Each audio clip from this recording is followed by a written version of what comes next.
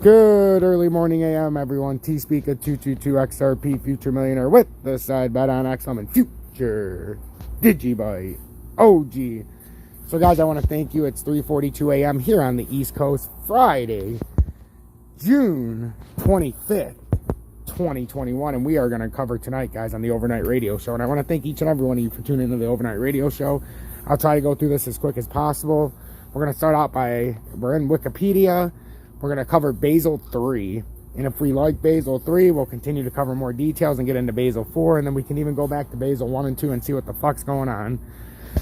So without further ado, let's get started. So Basel III, or the Third Basel Accord, or Basel Standards, is a global voluntary regulatory framework on bank capital adequacy, stress testing, and market liquidity risk. The third installment of the Basel Accords was developed in response to the deficiencies in financial regulation revealed by the financial crisis of 2007-08. So 2007 and 2008, it is intended to strengthen bank capital requirements by increasing minimum capital requirements, holdings of high quality liquid assets, and decreasing bank leverage. Basel III was agreed upon by the members of the Basel Committee on Banking Supervision in November 2010 and was scheduled to be introduced from 2013 until 2015. However, implementation was extended repeatedly to March 31st, 2019, and then again until January 1st, 2023. So basically, it can go all the way until January of 2023. So basically, you have a 18-month running clock from June 28th until June 28th of 2021, when Basel III starts to be enacted in certain parts in Europe and so forth. I believe the United Kingdom is on that list, and there's a couple others that will be slowly integrated. And then you got an 18-month running clock to when everybody's going to have to run by them. It's all going to, Basel III will be in effect all across the countries. So it's an 18-month running clock, basically. So God knows what kind of taxes and stuff they're going to put on gold, silver, metals, because a lot of bullion dealers will be shut down with this. That's the problem. They won't be able to trade their bullion. So how does the average Joe like me and you buy bullion? That's the biggest issue. So the overview, the Basel III standard aims to strengthen the requirements from Basel II, standard on banks' minimum capital ratios. In addition, it introduces requirements on liquid assets, holdings, and funding stability, thereby seeking to mitigate the risk of a run on the bank. CET1 capital requirements. The original Basel III rule from 2010 required banks to fund themselves with 4.5% of common equity Tier 1, Set 1, up from 2% in Basel II of risk-weighted assets, RWAs. Since 2015, a minimum Set 1 ratio of 4.5% must be maintained at all times by the bank. This ratio is circulated as follows. The minimum Tier 1 capital increases from 4% in Basel II, 6% applicable in 2015 over risk-weighted assets. This 6% is composed by Set 1 plus an extra 1.5% of additional Tier 1. Set 1 capital comprises shareholders' equal equity, including audited profits, less deductions of accounting reserve that are not believed to be loss absorbing today, including goodwill and other intangible assets, to prevent the potential of double counting of capital across the economy. Banks' holdings of other bank shares are also deducted. Furthermore, Basel III introduced 2 additional capital buffers: a mandatory capital conservation buffer equivalent to 2.5% of risk-weighted assets, a discretionary counter-cyclical buffer allowing national regulators to require up to an additional 2.5% of capital during periods of high credit growth. The level of this buffer ranges between 0% and 2.5% of RWA. And must be met by Set 1 capital leverage ratio. Basel III introduced a minimum leverage ratio. This is a transparent, simple, non-risk-based leverage ratio, and is calculated by dividing Tier 1 capital by the bank's average total consolidated assets, sum of the exposure of all assets and non-balance sheet items. The ratio acts as a backstop to the risk-based capital metrics. The banks are expected to maintain a leverage ratio in excess of 3% under Basel III. So Tier 1 capital total exposure is less than 3%, or greater or less than 3%. What is it? Greater or equal than 3%. So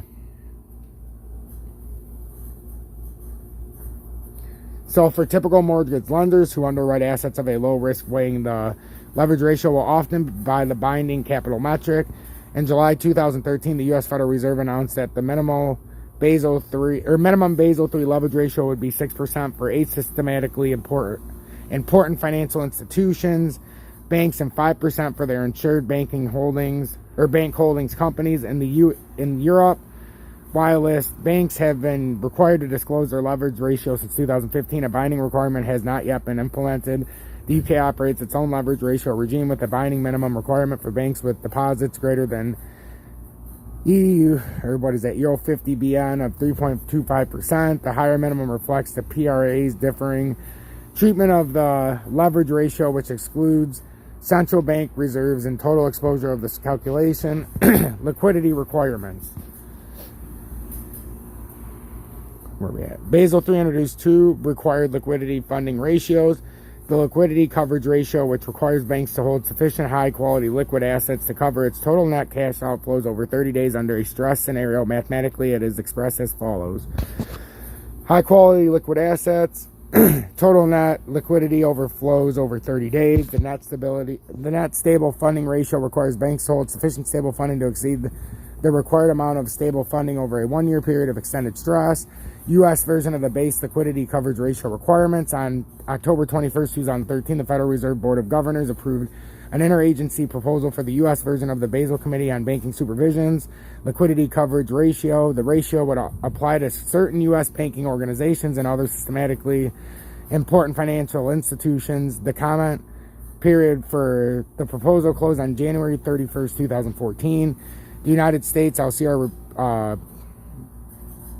proposal came out significantly tougher than the BCB's version, especially for larger bank holding companies. The proposal requires financial institutions and FSOC designated non-bank financial companies to have an adequate stock of high-quality liquid assets that can be quickly liquidated to meet liquidity needs over a short period of time. The LCR consists of 2 parts. Numerator is the value of HOLA, and the denominator consists of the total net cash outflows and over a specified stress period. Total expected cash outflows minus total expected cash inflows. The liquidity coverage ratio applies to the U.S. banking operations with assets of more than $10 billion. The proposal would require large bank holders, BHCs, those with over $250 billion in consolidated assets or more on balance sheets, foreign exposure, and to systematically important non-bank financial institutions to hold enough HOLA. Everybody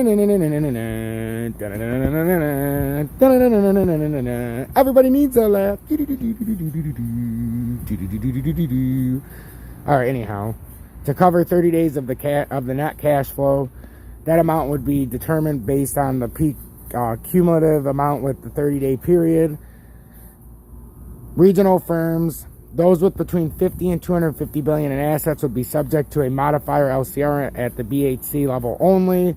The modified LCR requires the regional firms to hold enough HOLA to cover 21 days of net cash outflow.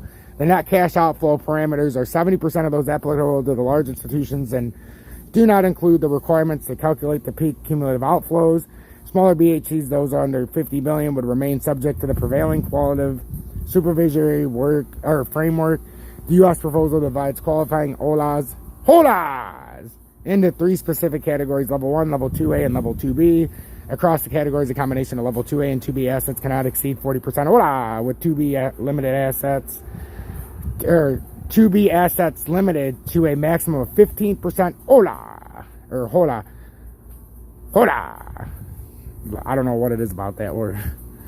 Level 1 represents assets that... wait a minute. Where are we getting into now? Ooh, we're getting into some assets now. Level 1 represents assets that are highly liquid, generally those risk-weighted at 0% and under the Basel III standardized approach for capital, and receive no haircut. Notably, the Fed chose not to include GSE-issued securities in Level 1 despite industry lobbying on the basis that they are not guaranteed by the full faith and credit of the U.S. government, who is. Level 2A assets generally includes assets that would be subject to a 20% risk weighting under Basel III, and includes assets such as GSE-issued and guaranteed securities. These assets would be subject to a 15% haircut, which is similar to the treatment of such securities under the BCBS version. Level 2B assets include corporate debt and equity securities and are subject to a 50% haircut. The BCBS and U.S. version treats equities in a similar manner, but corporate debt under the BCBS version is split between 2A and 2B based on public credit ratings, unlike the U.S. proposal. This treatment of corporate debt securities and the direct impact of Dodd-Frank Act Section 939, which removed reference to credit ratings and further evidence the conservative bias of U.S. regulators' approach to the LCR. The proposal requires that the LCR be at least equal to or greater than 1.0 and includes a multi-year transition period that would require 80% compliance starting January 1st, 2015, 90% compliance starting January 2016, or 100% compliance starting January 1st, 2017. Lastly, the proposal requires both sets of firms, large bank holdings companies, and regional firms, subject to the LCR requirements, to submit remediation plans to U.S. regulators to address what actions would be taken if the LCR falls below 100% for 3 or more consecutive days. So, guys, I'm going to end this here. I know it's a lot to take in. It really is. But if we go through implementation, this is going to take another probably 10-15 minutes. So this is the first part of Basel III. If I get enough, feedback and you guys want to see more, I don't care if it's 25 of you guys. If you really like what you see, I'll do this every fucking night, because this is real information and we all need to hear this. So T-Speaker 222, XRP Future Millionaire with a side bet on XLM, and Future Digibyte OG. If you guys want to donate, links in the description. If you want to join Tom's Army, we're up to 202 members strong. I can't believe it. In just about 6 weeks, we've had 202 members. So join Tom's Army. It's $9.99 a month. Become the part of the most exclusive and elusive subscription-based service on YouTube. This community cares. We help. And there's a reason why 202 people already have the faith to join Tom's Army. Share this far and wide. I would really appreciate it. And I hope you enjoyed the ninth installment of the Overnight Radio Show. Until Saturday a.m. at 3:42 a.m., I hope you guys drive safe. You guys are getting in the showers, got your coffee. If you're going to bed, hit that joint, do whatever you got to do to get to sleep.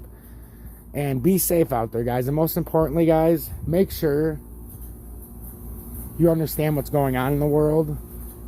You trust yourself and you trust your instincts. Stay true, stay blessed, and hashtag be better, do better. Let me know if you want to see part 2 of Basel III. Stay blessed.